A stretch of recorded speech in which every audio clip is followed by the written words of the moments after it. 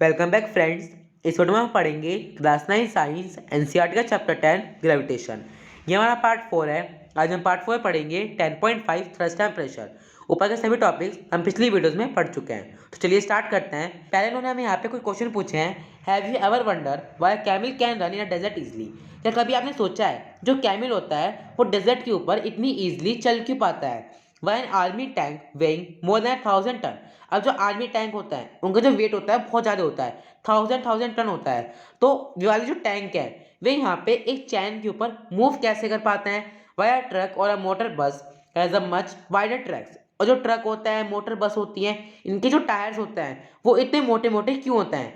Y cutting tools have sharp edges. और जो tools होता है मतलब कटिंग टूल्स जिससे हम कोई चीज़ काटते हैं, उस तरह के जो टूल्स होते हैं उनकी जो एजेस होती हैं विच ज़्यादा शार्प क्यों होती हैं? In order to address this questions, इन सब क्वेश्चंस के आंसर पढ़ने के लिए and understand the phenomena involve, और हम समझेंगे कि इन सब आंसर्स का क्या फिनोमिना है, मतलब ये सब क्वेश्चन क्या है। It have to introduce the concept, ये हमें किस चीज में हेल्प करेगा? of the net force in a particular direction thrust and the force per unit area pressure acting on the object concerned। अब इन्होंने यहाँ पे हमें छोटी सी डेफिनेशन दी है, मतलब छोटी सी यहाँ पे लाइन लिखी है जिससे हम समझ सकते हैं कि थ्रस्ट क्या होता है, प्रेशर क्या होता है। The net force in a particular direction, मतलब जो हम फोर्स लगाते हैं किसी एक डायरेक्शन में उसको हम बोलते हैं thrust. The force per unit area, और जो हम किसी एरिया में एक पर यूनिट एरिया के अंदर फोर्स लगाते हैं उसको हम बोलते हैं pressure. Acting on the object जब किसी पर्टिकुलर डायरेक्शन में अपनी फोर्स लगाता है तो उसे हम बोलते हैं थ्रस्ट। और जब कोई ऑब्जेक्ट एक पर यूनिट एरिया में मतलब एक एरिया में अपनी फोर्स लगाता है तो उसे हम बोलते हैं प्रेशर। अब हम थ्रस्ट और प्रेशर को और अच्छी तरीके से समझेंगे। Let us try to understand the meaning of thrust and pressure by considering the following situations. अब इन्होंने यहाँ पे हमें दो सिचुएशन दे रखी है, ठीक है। यहाँ पे सिचुएशन 1 में हमें क्या करना है, आपने कभी अपनी जो क्लास के बोर्ड होता है उसमें कभी ना कभी कोई चीज़ लगाई होगी, जैसे चार्ट पेपर हो गया या फिर कोई भी ड्राइंग मटेरियल आपने उसके ऊपर लगाया होगा। तो आप उसके ऊपर कैसे लगा पाते हो? जो हमारे क्लास में बोर्ड होता है उसमें उसके ऊपर हम किस तरीके से लगा पाते हैं? हम वहाँ पे बोर्ड पिन होती है ना, उस वाली पिन के ऊपर जब हम फोर्स लगाते हैं, अब मान लो यहाँ पे बोर्ड है, ठीक है, इसके ऊपर आपको यहाँ पे चार्ट पेपर लगाना है। अब जब आप इसके ऊपर ये वाला चार्ट पेपर लगाओगे तो जो बोर्ड पिन होती है उसको आप यहाँ पे रखोगे और उसके ऊपर एक फोर्स लगाओगे तो बोर्ड पिन अंदर हो जाएगी और आपको यहाँ पे चार्ट फिक्स हो जाएगा, है ना। इस तरीके से हम कोई भी चीज को बोर्ड के ऊपर लगाते हैं तो जो वाली फोर्स है, जो फोर्स आपने उस वाली पिन के ऊपर लगाई, उस फोर्स को हम बोलते हैं थ्रस्ट। अब वो किस तरह की फोर्स है? This force is directly perpendicular to the surface area of the board. ये जो फोर्स होती है ना, ये यहाँ पे डायरेक्टेड परपेंडिकुलर होती है। मतलब देखो, अब ये हमारा बोर्ड है, ठीक है। अब बोर्ड पे यहाँ पे आपको चार्ट पेपर लगाना है और ये रहा यहाँ पे हमारा पिन। तो जब आप पिन के ऊपर यहाँ पे एक फोर्स लगाओगे, ठीक है, अब जब इसके ऊपर फोर्स लगाओगे तो ये यहाँ पे क्या हो जाएगा, डायरेक्टली परपेंडिकुलर हो जाएगा किसके? उस वाले बोर्ड के। अब देखो, अब ये वाला जो चार्ट है तो यहाँ पे बिल्कुल अंदर देखो, ये बोर्ड है और ये यहाँ पे चार्ट है, ठीक है। अब आपने यहाँ पे पेन रख रखा है, बोर्ड पिन। जब आप इसे अंदर को लगाओगे तो बोर्ड पिन यहाँ पे अंदर चला जाएगा और चार्ट बिल्कुल यहाँ पे लग जाएगा। तो ये जो बोर्ड पिन है ये यहाँ पे परपेंडिकुलर हो जाएगा किसके? बोर्ड के। मतलब यहाँ पे ना 90 डिग्री का एंगल बना देगा ये, ठीक है।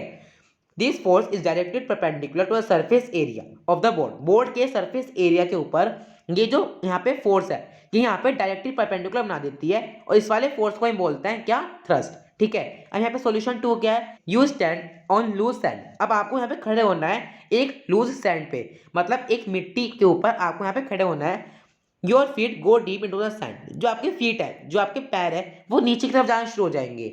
Now lie down on the stand. और आप क्या करो, जब आपके पैर नीचे आना शुरू हो जाए तो आप वापस निकाल के उसके ऊपर लेट जाओ। जो सैंड है ना, जो लूज सैंड है उसके ऊपर आप फिर लेट जाओ। यू विल फाइंड, आप देखोगे that your body will not go that deep in the sand. आपकी बॉडी जो है ना वो वहाँ पे डीप में नहीं जाएगी, मतलब आपकी बॉडी उस वाली सैंड में, उस वाली मिट्टी के ऊपर नहीं धसेगी। पर अगर आप खड़े होगे और अपनी फीट का वेट लगाओगे तो आपकी बॉडी उसके अंदर धस जाएगी। In both cases the force exerted on the sand is the weight of your body. इन दोनों केसेस में क्या हो रहा है, आपकी बॉडी का जो वेट है वो तो सेम है। जैसे कि आप यहाँ पे खड़े हो, ठीक है। अब जब इसके ऊपर खड़े हुए हो सैंड के ऊपर, तो जब भी आपकी पूरी की पूरी बॉडी का वेट लग रहा है ना। पर जब आप लेट गए, जब भी आपकी पूरी पूरी बॉडी का वेट लग रहा है, तो दोनों सिचुएशन में जो वेट है वो तो एक है, पर जो फोर्स है वो किस तरह की है ना, डिपेंड करता है उसके ऊपर। तो इन दोनों सॉल्यूशन में हमने यहाँ पे क्या देखा, you have learn that a weight is the force acting vertically downwards. हमने ऊपर ये चीज पढ़ी है, जो वेट होता है वही क्या होता है? फोर्स होता है। Vertically downwards. अब इन दोनों सिचुएशन में क्या हो रहा था, जो हमारी फोर्स है ना वो यहाँ पे डाउनवर्ड वर्टिकली डाउनवर्ड नीचे की तरफ लग रही थी। Here the force is acting perpendicular to the surface of the sand. अब यहाँ पे क्या हो रहा था, जो फोर्स है वो यहाँ पे परपेंडिकुलर लग रही थी। देखो अब ये यहाँ पे क्या है, यहाँ पे सैंड है। अब सैंड के ऊपर यहाँ पे खड़े हुए हो, ठीक है। अब यहाँ पे आप स्टैंडर्ड हो, ठीक है। अब इसके अंदर जब आपका जो पैर है इसके अंदर धंसना शुरू हो जाएगा तो यहाँ पे परपेंडिकुलर 90 डिग्री का एंगल बना देगा, परपेंडिकुलर हो जाएगा इस सैंड के। The force acting on the object perpendicular to the surface is called thrust. अब जब फोर्स उसके ऊपर लग रही है, जो आपकी बॉडी है जब वो परपेंडिकुलरली फोर्स लगा रही है सरफेस पे, किसके सरफेस पे, लूज सैंड के सरफेस पे, जब वो फोर्स लगा रही है तो उसको हम कहेंगे thrust. On loose sand the force that is the weight of your body is acting on an area equal to your on the feet. अब देखो जब आप यहाँ पे एक लूज सैंड के ऊपर खड़े हो तो जो आपकी बॉडी का वेट है वो वहाँ पे एक फोर्स लगा रहा है, is acting on an area, वो एक एरिया के ऊपर इक्वल फोर्स लगा रहा है जितनी आपकी फीट है। अब जितनी आपकी फीट है उतना ही तो फोर्स लगाएगी ना उसके ऊपर, है ना। व्हेन यू लाई डाउन, पर जब आप लेट गए, the same force act on area, area पर सेम फोर्स लग रही है पर उस टाइम पे एरिया क्या हो गया, बड़ा हो गया। तुम्हारी जो फोर्स है ना वो भी डिवाइड हो जाएगी, मतलब हमारी फोर्स जो है वो फैल जाएगी। अब देखो अब यहाँ पे आप खड़े हुए थे तो आपकी सिर्फ इतनी फोर्स लगी, पर जब आप लेट गए तो आपकी पूरी बॉडी फोर्स लगाएगी। यहाँ पे क्या फर्क पड़ेगा, यहाँ पे आपने कुछ थोड़े से पार्ट में फोर्स लगाया, यहाँ पे एरिया जो था वो कम था, यहाँ पे जो एरिया है वो बढ़ गया, इसलिए आप उसके अंदर नहीं धंसे। पर जब एरिया कम था तो आपका जो पैर है उसके नीचे आना शुरू हो जाएगा। To the contact area of your whole body which is larger than your area of foot, है ना। अब जो आपकी बॉडी है वो यहाँ पे लार्ज लेगी, मतलब लार्ज एरिया लेगी आपकी फीट के कंपेयर में। Thus the effect of force on the same magnitude on different areas are different. इसलिए यहाँ पे क्या है, वहाँ पे डिफरेंट एरियाज हैं, जो आपकी फीट है वो डिफरेंट एरिया ले रही है और जो आपका पूरा बॉडी है वो वहाँ पे डिफरेंट एरिया ले रही है। In the above cases thrust is the same, इन दोनों केसेस में थ्रस्ट जो है वो सेम है। थ्रस्ट मतलब फोर्स, आप थ्रस्ट को ना फोर्स भी कह सकते हो क्योंकि थ्रस्ट एक तरीके की फोर्स है। तो इन दोनों केसेस के अंदर जो थ्रस्ट है मतलब जो फोर्स है वो बिल्कुल सेम है। आपकी बॉडी जब एक जंग ले रही है, थोड़ी जंग ले रही है तो भी इतनी फोर्स लगा रही है, और जब बड़ी जंग ले रही है तब भी उतनी फोर्स लगा रही है। बट इफेक्ट्स आर डिफरेंट, पर जो इफेक्ट्स हैं वो अलग अलग हैं। Therefore the effect of thrust depend on the area, इसलिए हम कह सकते हैं जो थ्रस्ट है ना, थ्रस्ट है मतलब जो फोर्स है वो किसके ऊपर डिपेंड करती है, वो एरिया के ऊपर डिपेंड करती है ना। अब जो थ्रस्ट थी मतलब जो फोर्स थी वो इक्वल थी, पर जो एरिया थे वे अलग अलग थे, इसलिए जो इफेक्ट हुआ मतलब एक तरफ आपकी बॉडी अंदर चली गई पर एक तरफ आपकी बॉडी नीचे नहीं गई, वहां पे जो इफेक्ट थे वे अलग अलग थे। The effect of thrust on sand is larger while standing than while lying. देखो अब जो थ्रस्ट का जो इफेक्ट था सैंड के ऊपर वो बड़ा था, वाइल स्टैंडिंग जब आप खड़े थे, देन वाइल लाइंग के कंपेयर मतलब जब आप लेटे उसके कंपेयर में जब आप खड़े थे तो जो थ्रस्ट का इफेक्ट था, जो फोर्स का इफेक्ट था वो सैंड के ऊपर लार्ज था मतलब बड़ा था। The thrust on unit area is called pressure, इसलिए हम क्या कहेंगे जो थ्रस्ट है वो क्या यूनिट एरिया है। अब देखो प्रेशर क्या हुआ यहाँ पे, प्रेशर हुआ यहाँ पे थ्रस्ट अपॉन एरिया मतलब फोर्स अपॉन एरिया, मतलब जो फोर्स है वो किसके ऊपर डिपेंड होती है, एरिया के ऊपर डिपेंड होती है। इसलिए यहाँ पे कुछ फोर्स प्रेशर को कुछ इस तरह डिफाइन कर सकते हो। यहाँ पे प्रेशर का फॉर्मूला है, ठीक है। तो इसलिए हम इसको कुछ इस तरीके से कह सकते हैं द थ्रस्ट और यूनिट एरिया, जो थ्रस्ट यूनिट एरिया के ऊपर डिपेंड करता है उसको हम बोलते हैं प्रेशर, ठीक है। तो हमने यहाँ पे क्या पढ़ा, हमने यहाँ पे ये चीज देखी कि जो यहाँ पे थ्रस्ट होता है वो क्या होता है, वो एक तरह की फोर्स है ना। जब आप उस वाली लूज सैंड के ऊपर खड़े थे तो आपकी बॉडी का जो वेट है वो तो सेम था, मतलब जो थ्रस्ट है वो तो सेम था, पर एरिया अलग अलग होने से इफेक्ट जो है वो अलग हो गया, ठीक है। तो यहाँ पे प्रेशर का क्या फॉर्मूला बनता है, pressure is equal to thrust upon area. तो हमें एक चीज याद रखनी है कि कभी भी आपको प्रेशर निकालना होगा तो आपके पास थ्रस्ट होना चाहिए और एरिया होना चाहिए, है ना। तो थ्रस्ट अपॉन एरिया करोगे तो यहाँ पे हमारा प्रेशर निकल के आ जाएगा। Substituting the SI unit of thrust and area in equation 10.20, we get the SI unit of pressure as n upon m square और n m माइनस 2। अब देखो ये यहाँ पे इंपॉर्टेंट चीज है। अब इसके अंदर आपको पता है ना जो थ्रस्ट है मतलब जो यहाँ पे फोर्स है, फोर्स का क्या होता है, फोर्स की जो SI यूनिट होती है वो होती है यहाँ पे न्यूटन, ठीक है। और एरिया की SI यूनिट क्या होती है, m2 मतलब m माइनस 2, है ना। ये चीज तो हमें पता है, इसलिए जो प्रेशर है इसकी एसआई यूनिट क्या होगी, एन एम माइनस 2 या फिर एन अपॉन m2, और यहाँ पे हम इसे इस तरीके से लिख सकते हैं एन एम माइनस 2, ठीक है। In honor of scientist Blaise Pascal, the SI unit of pressure is called Pascal, denoted as PA. अब देखो जो यहाँ पे प्रेशर की SI यूनिट है, एक तो हो जाएगी n m-2, या फिर हम उसको कुछ इस तरीके से भी लिख सकते हैं पास्कल, मतलब PA। PA भी यहाँ पे SI यूनिट होती है किसकी? प्रेशर की। क्यों? क्योंकि जो साइंटिस्ट है, यहाँ पे एक साइंटिस्ट है ब्लेसी पास्कल, इन्होंने यहाँ पे प्रेशर के ऊपर, मतलब जो यहाँ पे प्रेशर की SI यूनिट थी या फिर जो प्रेशर के एक्सपेरिमेंट थे उसके ऊपर काफी ज्यादा काम किया था, इसलिए इसकी SI यूनिट क्या हो सकती है? PA। Let us consider a numerical example to understand the effect of thrust acting on different areas. अब यहाँ पे एक न्यूमेरिकल करेंगे जिसके अंदर आप थ्रस्ट और प्रेशर को हम किस तरीके से यूज करेंगे, मतलब जो प्रेशर का ये फॉर्मूला है या फिर थ्रस्ट और प्रेशर को आप यहाँ पे न्यूमेरिकल के अंदर अच्छी तरीके से समझ। तो यहाँ पे हमें एग्जांपल 10.6 में क्या करना है, a block of would is kept on a table top. यहाँ पे एक लकड़ी का बॉक्स है, ठीक है, एक ब्लॉक ऑफ वुड है जो कि टेबल के ऊपर रखा हुआ है, ठीक है। उसका जो मास है वो क्या है? 5 kg है। जो मास है वो तो हमेशा सेम रहता है ऑब्जेक्ट का, तो चाहे वो ऐसे रखा हो चाहे वो किसी भी पोजीशन में रखा हो, उसका जो मास है हमेशा सेम रहेगा। तो टेबल के ऊपर कुछ इस तरीके की पोजीशन में जो बॉक्स है वो रखा हुआ है। उसकी डायमेंशन क्या है? उसकी लेंथ है 40 सेंटीमीटर, ब्रेथ है 20 सेंटीमीटर और उसकी हाइट है 10 सेंटीमीटर, ठीक है। इस तरीके से वो यहाँ पे रखा हुआ है टेबल के ऊपर। फाइंड द प्रेशर, अब हमें उसके ऊपर उसका प्रेशर निकालना है, exerted by the wooden block on the table top. मतलब जब वो कुछ इस पोजीशन में टेबल के ऊपर रखा हुआ है तो वो कितना प्रेशर लगा रहा है टेबल के ऊपर, हमें एक तो वो निकालना है। सेकंड चीज हमें क्या फाइंड करनी है? If it is made to lie. अगर सेकंड पोजीशन, मतलब सेकंड चीज में हमें क्या फाइंड करना है? अगर वो बॉक्स, पहले तो वो ऐसे खड़ा हुआ था, ठीक है, अगर वो बॉक्स लेट जाए, मतलब अगर वो बॉक्स लाइव पोजीशन में है ना, कुछ इस तरीके की पोजीशन में अगर वो बॉक्स यहाँ पे टेबल के ऊपर हम रख दें, तो उस टाइम पे वो उस वाली टेबल के ऊपर कितनी फोर्स लगा रहा है, हमें उसको फाइंड करना है, ठीक है। तो डायमेंशंस क्या है? यहाँ पे फर्स्ट वाले की डायमेंशन है 20 सेंटीमीटर मल्टीप्लाई 10 सेंटीमीटर और सेकंड वाले की है 40 सेंटीमीटर मल्टीप्लाई 20 सेंटीमीटर, ठीक है। तो यहाँ पे उन्होंने हमें जो डायमेंशन दे रखी है ना, वो इसके नीचे वाले पार्ट की दे रखी है, मतलब जिस डायमेंशन से, मतलब जिस चीज से यहाँ पे फोर्स लगा रहा है उसके डायमेंशन दे रखी हैं। पर यहाँ पे जो यूज में आएंगी वो तीनों डायमेंशन आएंगी, 40 सेंटीमीटर, 20, 10, और यहाँ पे भी 10, 20, 40। तो अब देखते हैं हम इसे किस तरीके से करेंगे। हम मतलब वुडन ब्लॉक 5 kg। तो यहाँ पे पहले हम लिखेंगे जो भी हमें क्वेश्चन में गिवन है ना, पहले हम उसको सॉल्यूशन में ऊपर की साइड लिख लेंगे। तो पहले समझते हैं फर्स्ट सिचुएशन, मतलब पहले का जो आंसर है वो क्या है। देखो, the mass of the wooden block 5 kg। जो वुडन ब्लॉक का जो मास है वो 5 kg है, दोनों सिचुएशन है वही रहेगा। जो डायमेंशन है वो क्या है? 40, 20 एंड 10, ठीक है। ये यहाँ पे क्या है? फर्स्ट सिचुएशन की डायमेंशन है। Here the weight of the wooden block apply a thrust on the table top. तो हमें पता है जो हमें निकालना है प्रेशर, है ना, ये बहुत इंपॉर्टेंट न्यूमेरिकल है, इसको हम बहुत ध्यान से समझेंगे। हमें इसके अंदर फोर्स क्या निकालना है? प्रेशर निकालना है। प्रेशर का क्या फॉर्मूला होता है? प्रेशर का जो फॉर्मूला है वो क्या है? थ्रस्ट अपॉन एरिया, ठीक है, इसको आप बिल्कुल रट लो, ठीक है, थ्रस्ट अपॉन एरिया। तो हम पहले फाइंड करेंगे थ्रस्ट। थ्रस्ट कैसे फाइंड करेंगे? मैंने आपको बताया था जो थ्रस्ट है वो एक तरह की फोर्स है, और फोर्स का क्या फॉर्मूला है? फोर्स का फॉर्मूला है m मल्टीप्लाई बाय जी। तो m क्या है? यहाँ पे m है 5 kg, मास क्या है? 5 kg, और यहाँ पे g क्या होता है? g मतलब एक्सीलरेशन।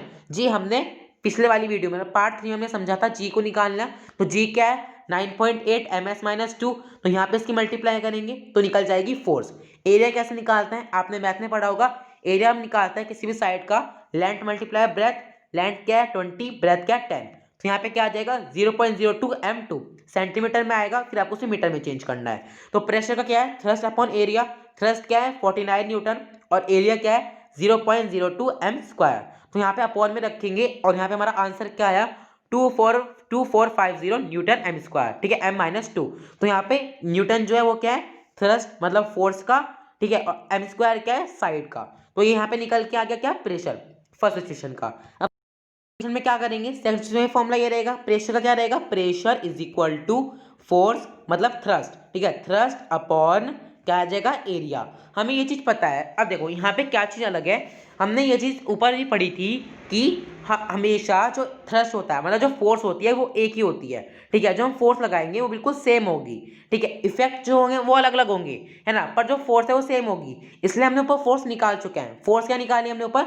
49 न्यूटन। तो यहाँ पे हम फोर्स ना निकालेंगे नहीं, हमें फोर्स जो है एज इट इज लग देंगे। अब यहाँ पे लेंथ और ब्रेथ अलग अलग है, इसलिए हमने यहाँ पे एरिया निकाल लिया।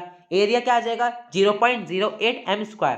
फोर्स क्या थी हमारी पहले? 49 न्यूटन, तो वही हम यहाँ पे रखेंगे क्योंकि जो फोर्स है वो कहीं भी चेंज नहीं होती। तो 49 अपॉन 0.08 m², तो क्या आ जाएगा? 6.612.5 एन एम माइनस टू। तो यहाँ पे हमारे फर्स्ट सिचुएशन में मतलब जब हमारी साइड 20 सेंटीमीटर और 10 सेंटीमीटर थी तो उस टाइम पे जो प्रेशर वुडन बॉक्स यहाँ पे एग्जर्ट कर रहा था वो क्या था 2450 न्यूटन एम माइनस टू। और जब हमारी साइड 40 सेंटीमीटर और 20 सेंटीमीटर थी उस टाइम पे जो वुडन बॉक्स था वो कितनी प्रेशर एग्जर्टेड कर रहा था 612.5 newton m minus two. Thus, the small force acting on a smaller area exert a large pressure and a smaller pressure on a large area। यहाँ पे हमने क्या पढ़ा, वो same force acting on a smaller area. अब देखो जो force थी वो यहाँ पे स्मॉलर एरिया मतलब छोटे एरिया में भी सेम थी और लार्ज एरिया में भी सेम थी, पर क्या हुआ स्मॉलर एरिया में जो फोर्स थी वो वहाँ पे क्या उसका जो इफेक्ट आया वो ज़्यादा अच्छा आया। मतलब स्मॉलर एरिया में जब आपने किसी पिन को बोर्ड के ऊपर यहाँ पे क्या करा प्रेस किया वहाँ पे एक फोर्स लगाई तो पिन जो है वो अंदर चला गया, पर जब आपने वहाँ पे क्या करा पिन को अलग तरीके से लार्जर एरिया के ऊपर क्या करा प्रेस किया तो क्या हो गया जो पिन है पिन की जो फोर्स है वो तो आपने इक्वल लगाई जितनी आपने पहले लगाई थी, पर जो पिन है वो अंदर नहीं जाएगा। तो smaller force acting on a smaller area exert a large pressure. जब हम किसी स्मॉलर एक सेम फेस मतलब सेम फोर्स जो है वो सेम है पर स्मॉलर एरिया जो है वो छोटा है, ठीक है फोर्स तो सेम है इधर भी उधर भी, पर जो एरिया है वो छोटा है और जब हमने सेम फोर्स लगाई उस वाले एरिया पे तो जो प्रेशर है एग्जिट लार्ज प्रेशर उसने क्या करा लार्ज प्रेशर एग्जिट किया। पर जब हमने smaller pressure on a large area पर क्या हुआ यहाँ पर जब हमने एक लार्ज एरिया मतलब बड़े एरिया में फोर्स लगाई तो उसने एक स्मॉलर प्रेशर एग्जर्ट किया। दिस इज द रीजन, इसलिए रीजन होता है जो नेल होता है मतलब जो कीलें होती हैं उनकी जो टिप होती है वो पॉइंटेड होती हैं, जो नाइफ्स होता है मतलब जो चाकू होता है वो शार्प होता है ना। तो इनका जो रीजन है वो यही है क्योंकि अगर हम किसी भी फोर्स को अगर हम किसी भी चीज को जैसे कील ले लो या फिर आप कोई बोर्ड पिन ले लो, अगर आप कहीं पे फोर्स लगाओगे उसको है ना एक स्मॉल एरिया में तो वो वहां पे फोर्स क्या करेगा ज्यादा लगाएगा, मतलब एक लार्ज प्रेशर वहां पे जो यहाँ पे उसका इफेक्ट आएगा वो लार्ज आएगा, पर अगर आप किसी लार्ज एरिया पे लगाओगे तो उसका इफेक्ट स्मॉल आएगा। अब यहाँ पे हम पढ़ेंगे 10.5.1 प्रेशर इन फ्लूइड्स।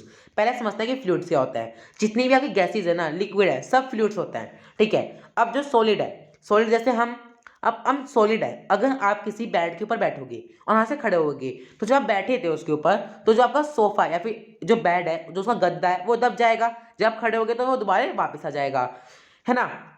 सिमिलरली इसी तरीके से जो फ्लूइड्स होता है उनके पास भी एक वेट होता है एक वजन होता है and they also exert pressure on a base. वे भी क्या करता है देखो, अब जैसे कोई सॉलिड चीज़ है अगर आप उसे कहीं पर रखोगे तो वहाँ पे कोई फोर्स लगाएगी, इसी तरीके से जो लिक्विड होता है मतलब जो फ्लूइड्स होता है वे भी अपनी फोर्स लगाता है, उनके पास भी एक वेट होता है, वे भी वहाँ पे एक तरह का प्रेशर लगाता है अपने बेस पे एंड वॉल्स पे। जैसे कि सिलेंडर के अंदर गैस होती है तो जो गैस होती है ना वो लगातार बहुत तेजी से सिलेंडर के ऊपर फोर्स लगाती है, ठीक है। इसलिए जो गैस है ना वो चारों तरफ से सिलेंडर जो है वो बंद रहता है, कहीं से खुला हुआ थोड़ा होता है सिलेंडर, क्योंकि जो वहाँ पे फोर्स है जो अंदर गैस है वो बहुत तेजी से उसके ऊपर फोर्स लगाती है।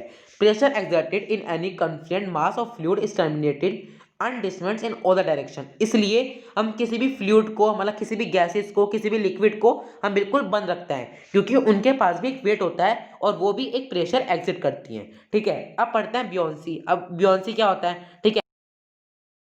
तो हमने यहाँ पे क्या क्या पढ़ा, हमने पढ़ा फ्लूइड्स भी के पास भी एक वेट होता है, फ्लूइड्स भी क्या करती है प्रेशर एग्जिट करती है। और हमने यहाँ पे समझा क्या जो कि बहुत इंपॉर्टेंट है थ्रस्ट एंड प्रेशर, ठीक है। अब हम यहाँ पे पढ़ेंगे बियोंसी। अब बियोंसी क्या होता है, have ever had a swim in a pool and felt lighter. क्या आपने कभी किसी स्विमिंग पूल में आप कभी तैरे हो मतलब आपने कभी स्विम करा है किसी पूल में एंड फेल्ट लाइटर और आपको थोड़ा हल्का हल्का सा महसूस हुआ है। Have you ever drawn water from a well. क्या आपने किसी वेल में से कभी वाटर को निकाला है। देखो जो कुआं होता है ना, जब आप कुएं के अंदर जब बाल्टी गिरोगे पानी निकालने के लिए तो बाल्टी बहुत हल्की सी होएगी, पर जब आप पानी निकाल लोगे तो जो बाल्टी है बहुत ज़्यादा भारी हो जाएगी। Have you ever wonder why a ship made of iron. अब आपने कभी देखा है जो शिप है वो आयरन और स्टील की बनी होती है, does not sink in a sea water, पर उस टाइम पे भी वो वाटर के अंदर नहीं डूबती, but whether the small amount of iron. पर कभी भी आप छोटे से आयरन या छोटे से स्टील को पानी के ऊपर डालोगे तो वो एकदम से उसके अंदर डूब जाएगी। ऐसा क्यों होता है, These questions can be answered by taking buoyancy in consideration. अब हमने ऊपर कुछ सिचुएशन देखी थी, अब हम उन सभी सिचुएशंस के अंदर क्या करेंगे, बुoyancy को डाल देंगे, तो हमें इन सभी क्वेश्चन के आंसर मिल जाएंगे। ठीक है, अब बुoyancy क्या होती है पहले ये चीज़ समझेंगे, है ना। एक्टिविटी 10.4 की हेल्प से इसके अंदर में क्या करना है, हमें यहाँ पे एक खाली प्लास्टिक की बोतल लेनी है। टेक एन एम्प्टी प्लास्टिक बोतल, क्लोज द माउथ, और उसका जो माउथ है उसको बिल्कुल टाइटली बंद कर दो with an air tight stopper. Put it in a bucket filled with water, और आपकी जो बकेट है ना, मतलब जो बाल्टी है उसके अंदर पानी भर के रखो काफ़ी सारा, और आपकी जो बोतल है उसे उसके ऊपर डाल दो। पुश द बोतल इनटू द वाटर, और वाटर के ऊपर उस वाली बोतल को खूब पुश करो, मतलब अच्छी तरीके से उसके अंदर पुश करते रहो। You will find it difficult to push deeper and deeper. आप वहाँ पे क्या नोटिस करोगे, आप वहाँ पे क्या देखोगे कि जब आप उस वाली बोतल को पुश कर रहे होगे तो वाली बोतल आपको थोड़ी वहाँ पे डिफिकल्टी लग रही होगी उसे अंदर से अंदर वहाँ पे पुश करने में। दिस इंडिकेट, तो हमें क्या इंडिकेट करता है, that water exits a force on the bottle in the upper direction. तो हमने इसके अंदर क्या नोटिस किया, ये हमें क्या इंडिकेट कर रहा है कि जो वाटर है वो भी किसी तरीके की जो फोर्स है वो उसके ऊपर लगा रहा है ना। Upward force exit bye the water goes on increasing as the bottle is pushed deeper till it's completely immersed. Now release the bottle, it bounce back to the surface. और जब आप उसको बोतल को अच्छी तरीके से डिप कर दोगे ना, उसके बाद उसे एकदम से छोड़ देना, तो वो दोबारा से क्या होगा, एकदम से सरफेस के ऊपर आ जाएगी, है ना। वाटर का जो सरफेस है ना उसके ऊपर एकदम से आ जाएगी। Does the force due to the gravitational attraction of the earth act on this bottle? तो क्या उस वाले जो हमारा ऑब्जेक्ट है, मतलब जो बोतल है उसके ऊपर वहाँ पे ग्रेविटेशनल फोर्स नहीं लग रही। हमने भी पीछे ये पढ़ा कि जो ग्रेविटेशनल फोर्स है वो अपनी तरफ सभी के सभी ऑब्जेक्ट को आकर्षित करती है, अट्रैक्ट करती है। तो ग्रेविटेशनल फोर्स उस वाली बोतल को अट्रैक्ट कर रही है या फिर नहीं कर रही। इफ सो, अगर ग्रेविटेशनल फोर्स उस वाली बोतल को अट्रैक्ट कर रही है, वाई डज नॉट द बोतल stay immerse in water after it is leave. तो जो बोतल है वो वहाँ पे बिल्कुल नीचे क्यों नहीं जा रही, मतलब वो यहाँ पे ग्रेविटेशनल फोर्स के साथ, जब ग्रेविटेशनल फोर्स उस वाली बोतल को अपनी तरफ अट्रैक्ट कर रही है तो जो बोतल है वहाँ पे नीचे क्यों नहीं जा रही। ठीक है, the force due to the gravitational attraction of the earth act on the बोतल इन द डाउनवर्ड डायरेक्शन। देखो, अब जो ग्रेविटेशनल फोर्स है वो यहाँ पे अपनी पूरी फोर्स लगा रही है, जो जितनी वो फोर्स सभी ऑब्जेक्ट के ऊपर लगाती है ना उतनी फोर्स उस वाली बोतल के ऊपर भी लगा रही है, जिससे वो डाउनवर्ड में आ पाए। So the bottle is pull downward, तो जो बॉटल है वहाँ पे नीचे की तरफ जानी चाहिए, but the water exits an upward force on the bottle. पर वहाँ पे जो बॉटल है, जहाँ जो बोतल है वहाँ पे नीचे क्यों नहीं जा रही। इसका आंसर है जो वाटर है ना वो भी वहाँ पे एक अपवर्ड, मतलब एक ऊपर की तरफ की फोर्स उस वाली बोतल के ऊपर लगा रहा है। Thus the bottle is push upward, इसी वजह से जो बोतल है ना वो वहाँ पे ऊपर की तरफ रह पा रही है। that weight of an object is the force due to the gravitational attraction of the earth। हमने पीछे ये चीज पढ़ी, weight of an object is the force, जो ऑब्जेक्ट का जो वेट होता है वो उसकी फोर्स होती है due to the gravitational attraction of the earth की ग्रेविटेशनल अट्रैक्शन की वजह से। अब देखो इसका क्या मतलब हुआ, व्हेन द बोतल is immersed the upward force exerted, जब बोतल उसके अंदर डूबी हुई थी, इमर्स मतलब डूबी हुई थी, the upward force exerted by the water on the बोतल। तो वहाँ पे क्या हो रहा था, जो वाटर था वो उस वाली बोतल के ऊपर एक अपवर्ड, मतलब ऊपर की तरफ को एक फोर्स लगा रहा था। तो देखो हमने यहाँ पे क्या पढ़ा, यहाँ पे हमने एक बोतल ली, उस बोतल को बहुत टाइट से बंद कर दिया, और एक बाल्टी ली जिसके अंदर हमने पूरा का पूरा पानी भरा हुआ था, हमने उसके ऊपर यहाँ पे एक बोतल डाल दी। अब हम उस वाली बोतल को उस वाले पानी के अंदर अच्छी तरीके से पुश कर रहे हैं, उसके अंदर डाल रहे हैं अच्छी तरीके से, पर जब भी जो बोतल है वो हमारे पानी के अंदर नहीं जा पा रही, जैसे हम उसको छोड़ते हैं वो एकदम से ऊपर आ जाती है। ऐसा क्यों हो रहा है ना। ऐसा होना नहीं चाहिए, क्योंकि हमने ऊपर पढ़ा कि जो ग्रेविटेशनल फोर्स है वो सभी के सभी ऑब्जेक्ट को अपनी तरफ अट्रैक्ट करती है। तो फिर ऐसा क्यों हो रहा है, तो इसका रीज़न क्या है, जो वाटर है वो यहाँ पे बोतल के ऊपर एक अपवर्ड फोर्स लगा रहा है, मतलब एक ऊपर की तरफ की फोर्स लगा रहा है। पर अब ग्रेविटेशनल फोर्स भी लग रही है और एक अपवर्ड, मतलब एक नीचे की तरफ भी फोर्स लग रही है, एक ऊपर की तरफ भी फोर्स लग रही है। तो इसके अंदर ऊपर वाली जो वाटर जो फोर्स लगा रहा है वो वाली फोर्स क्यों काम कर रही है, तो इसका क्या रीज़न है। देखो, therefore it rises up when released. To keep the bottle completely immersed, the upward force on the bottle due to the water must be balanced। देखो यहाँ पे क्या हो रहा है, जब जो बोतल है वो तो बहुत हल्की सी है, ठीक है, बहुत हल्की है, पर जो वाटर उस वाली बोतल के ऊपर जो फोर्स लगा रहा है वो बहुत ज़्यादा लगा रहा है। इसलिए क्या हो रहा है, जो बोतल की फोर्स है वो तो कम हो रही है, पर जो वाटर उसके ऊपर एक अपवर्ड फोर्स लगा रहा है वो ज़्यादा है। इसलिए क्या हो रहा है, जो बोतल है वो ऊपर जा रही है। टू कीप द बोतल completely immersed the upward force, बोतल को उसके अंदर दबाए रखने के लिए, मतलब जो बोतल है वो उसके अंदर डूबी रहे, इमर्स रहे, डूबी रहे, उसके लिए हमें क्या करना पड़ेगा, the upward force on the bottle due to the water must be balanced. मतलब अगर आप उस वाली पानी की बोतल में ना पानी भर दोगे तो जो बोतल है वो नीचे जाएगी। क्यों जाएगी नीचे? क्योंकि उसका वेट जो है वो ज़्यादा हो गया। वेट ज़्यादा क्यों हो गया है ना? क्योंकि हमने उसके अंदर पानी भर दिया तो उसका वेट ज़्यादा हो गया, और वेट ज़्यादा होने की वजह से वहाँ पे नीचे जा सकती है। मतलब जो वाटर उस टाइम पे भी फोर्स लगा रहा है, जैसी पहले फोर्स लगा रहा था उस टाइम पे भी उतनी फोर्स लगा रहा है, पर इस टाइम पर जो बोतल की जो फोर्स है वो ज़्यादा हो जाएगी। तो हमने यहाँ पे क्या पढ़ा? अगर किसी ऑब्जेक्ट की फोर्स ज़्यादा होगी, किसी ऑब्जेक्ट का जो वेट है, जो मास है वो ज़्यादा होगा तो वो नीचे जा पाएगा। अगर वो वाटर की फोर्स से ज़्यादा होगा तो नीचे जा पाएगा, है ना? पर अगर कम होगा तो वो ऊपर ही तैरता रहेगा। This can be achieved by an externally applied force acting downwards. This force must at least be equal. ये फोर्स कम से कम इक्वल तो होनी ही चाहिए। मतलब अगर जो वाटर की फोर्स है, अगर उस वाले ऑब्जेक्ट का जो वेट है अगर वो इक्वल नहीं होगा, वेट से मतलब क्या हुआ? उसकी फोर्स, अगर वो उसके ऊपर अपनी उस जितनी फोर्स वो लगा रहा है, अगर वो वाला ऑब्जेक्ट उतनी फोर्स नहीं लगा पाया तो वो ऊपर ही तैरता रहेगा। इसी तरीके से जो शिप होता है ना, वो ऊपर ही तैरता क्यों रहता है? क्योंकि जो समुद्र है, अब समुद्र के ऊपर तो शिप चलता है, जो समुद्र है वो तो बहुत बड़ा है, तो वो तो बहुत सारी फोर्स लगा रहा है शिप के ऊपर, और जो शिप है वो हल्का सा है ना? तो शिप जो है वो इसलिए तैर पाता है किसके ऊपर? सी के ऊपर। ठीक है, this force must be at least equal to the difference between the upward force and the weight of the bottle. और हमने ऊपर पढ़ा था जो वेट होता है और जो फोर्स होती है वो इक्वल होती है।